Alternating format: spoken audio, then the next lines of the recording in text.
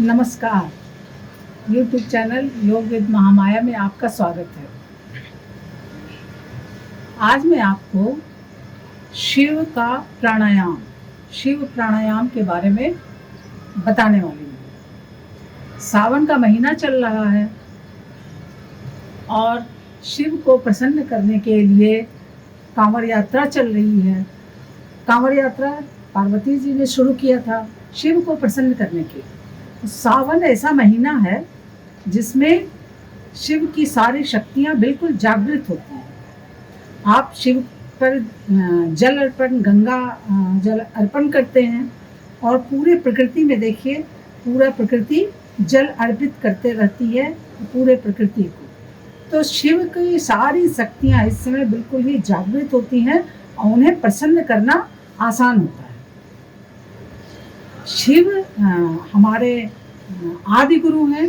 वो सारे ब्रह्मांडीय ज्ञान के आदि हैं और अंत हैं, यानी उन्हीं से ज्ञान शुरू होता है और उन्हीं में सारा ज्ञान समाहित होता है। वो हर क्षेत्र, इसीलिए सारा ज्ञान का क्षेत्र जो कुछ भी है वो सब शिव से प्रारंभ माना जाता है। जैसे नृत्य भी उन्हीं से प्रारंभ माना जाता है, संगीत भी उन्हीं से प्रारंभ माना जाता है, नाटक भी उन्हीं से प्रारंभ माना जाता है। तो मंत्रों का भी प्रारंभ, तंत्र के भी वो आदि देवता हैं, आदि गुरु हैं। और तंत्र में तो हमारे जो गुरु होते हैं वो शिव स्वरूप ही होते हैं, उन्हें शिव ही माना जाता है। क्योंकि शिव का ज्ञान उनके अंदर समाहित होता है। जो इनलाइटेंड पुरुष होते हैं वो फिर उस ब्रह्मांडीय ज्ञान के वाहक हो जाते हैं। तो इसलिए उन्हें साक्षात शिव माना जाता है और उसी तरह से पूजा भी की जाती है। तो ये जो शिव प्राणायाम है, ये शिव ने अपने सप्त ऋषियों को, जो प्रथम शिष्य थे उनको दिया। तो शिव का जो ये ज्ञान है, जो उन्होंने सप्त ऋषि जो उनके प्रथम शिष्य माने जाते हैं, उनको ये ज्ञान दिया। प्राणायाम की विधि ये उन्हीं से आज तक चली आ रही है। पहले श्रुतियों में, फिर स्मृतियों में, फिर जो हमारे ऋषि मुनि हैं जो समाधि की अवस्था में वो सारा ज्ञान, तो इस तरीके से वो धीरे धीरे वो हमारे पास आज उपलब्ध है। और आज मैं आपको बता पा रही हूँ कि शिव का प्राणायाम और ध्यान। तो आप शुरुआत करते हैं शिव के प्राणायाम में। आप पहले पद्मासन लगा लें। पद्मासन में बैठने से ये होता है कि आपकी इड़ा पिंगला के बीच की जो सुषुम्ना बहती है, जो आपके ब्रह्मांडीय एनर्जी का स्रोत है, वो एक्टिवेट हो जाता है और वो एनर्जी प्रवाहित होने लगती है। इसलिए पद्मासन ध्यान और प्राणायाम के लिए अगर आपसे लगता हो तो बहुत ही अच्छा माना जाता है। अगर नहीं लगता हो तो आप सुखासन में बैठ सकते हैं, जिनके लिए पद्मासन मुश्किल है। लेकिन आप पद्मासन में बैठते हैं, उसके बाद देखिए प्राणायाम शुरू करते हैं। बाईं नासिका से धीरे धीरे सांस लेते हुए धीरे धीरे दाहिनी नासिका से धीरे धीरे सांस छोड़ते हैं। फिर दोनों नासिका को बंद कर लेते हैं। ये जितनी देर आप रोक सके, मतलब 5 सेकेंड, 10 सेकेंड।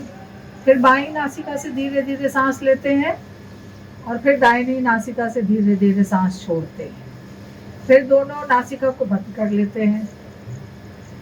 फिर ऐसे ही आप ये प्रक्रिया आप 10 से 12 बार, 15 बार आप ये प्रक्रिया कर सकते हैं। तो इससे होता क्या है, इससे आपका ध्यान, ये जो कुंभक है बीच में जो रोकते हैं, कुंभक एक तरह का शून्य, दोनों सांस से सांस गई और सांस आई और उसके बीच का जो स्पेस होता है, तो वो एक शून्य बनाता है। शून्य जो आप देख रहे हैं हर जगह, ये अंतरिक्ष विद्यमान है आपके आसपास भी, तो वो शून्य आपके अंदर भी विद्यमान है। उस शून्य के स्पेस को बढ़ाना तो कुंभक बहुत आवश्यक होता है। ये करने के बाद आपका होगा क्या कि आप पूरा एकदम बाहरी दुनिया से धीरे धीरे कट के एकदम आंतरिक अवस्था में, आंतरिक दुनिया में आप प्रवेश करने की स्थिति में हो जाते हैं और डिटैचमेंट आ जाता है। तो जब ये डिटैचमेंट की स्थिति आ गई, उसके बाद आप ध्यान शुरू करते हैं। ध्यान यानी कि आप जो सांसें ले रहे हैं, जो सांसें आ रही जा रही, आ रही जा रही, इन सांसों पे ध्यान देंगे आप, तो ये सांसें धीरे धीरे धीरे धीरे, ये नाभि से उठती हुई सांसें धीरे धीरे धीरे धीरे ये आज्ञा चक्र तक आई और आज्ञा चक्र से वापस धीरे धीरे धीरे धीरे ये नाभि तक, धीरे धीरे नाभि से ये सांसें लंबी हो जाएंगी और बिल्कुल शांत ये सांसें चल रही हैं, नाभि से उठती हैं, आज्ञा चक्र तक जाती हैं, आज्ञा चक्र से फिर वापस नाभि तक। ये ध्यान आप 10 मिनट करें, 5 मिनट करें, जितना देर आप ये इसे ध्यान की अवस्था में रह सकते हैं उतनी देर आप ध्यान की अवस्था में रहें। और फिर वापस आने के लिए फिर वही प्रक्रिया अपनाएं, यानी बाईं नासिका से चंद्र नाड़ी ईड़ा से सांसें ले धीरे धीरे धीरे और वापस दाहिनी से छोड़ते जाए सूर्य नाड़ी से। दोनों नासिका को बंद कर ले, रुके, फिर बाईं नासिका से सांस ले धीरे धीरे धीरे धीरे, फिर दाहिनी नासिका से धीरे धीरे धीरे धीरे सांस छोड़े, फिर आप दोनों नासिका बंद करें। ऐसा फिर आप 10, 12, 15 बार करें। ये पूरा एक पैकेज है।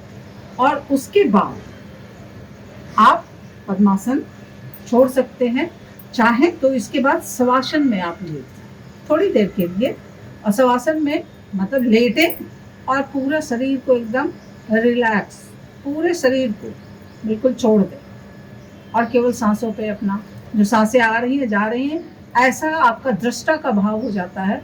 फिर वो शरीर पड़ा है, सांसें आ रही हैं जा रही हैं, आप बिल्कुल शांत। तो ये शिव का प्राणायाम है। इससे शिव जैसे एनर्जेटिक हैं, उनके यहाँ नींद है ही नहीं, वो केवल और केवल जागृत है। वो इसीलिए कहे गए ज्योतिर्लिंग। ज्योतिर्लिंग यानी कि शिव का जो प्रतीक है वो ज्योति स्वरूप है, एनर्जी का स्वरूप है, जिसका कहीं आदि है ना कहीं अंत है। तो शिव को प्रसन्न करने का एक छोटा सा ये प्राणायाम ध्यान, अपने अंदर में विद्यमान शिव को जागृत करें और उससे अपने जीवन को बदल के रखें। धन्यवाद। मेरा YouTube चैनल सब्सक्राइब करें, बेल आइकन दबाएं। अगर आपको ये वीडियो पसंद आया हो तो इसे लाइक करें, शेयर करें।